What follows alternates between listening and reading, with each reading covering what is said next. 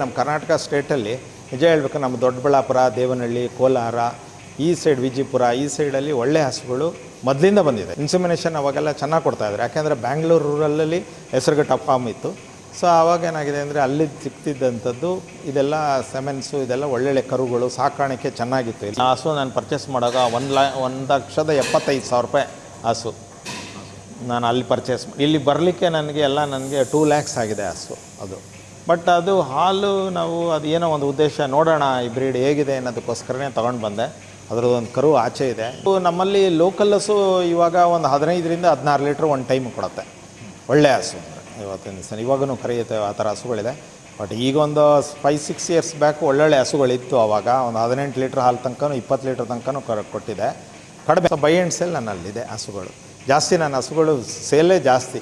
ನನ್ನಲ್ಲಿ ಹಸು ಸಪ್ಲೈ ಮಾಡೋಕ್ಕೆ ಆಗ್ತಾಯಿಲ್ಲ ನನಗಿರೋ ಇದರಲ್ಲಿ. ಆಮೇಲೆ ಮೊದಲು ಹಸುಗಳು ಸಿಗ್ತಾಯಿತ್ತು.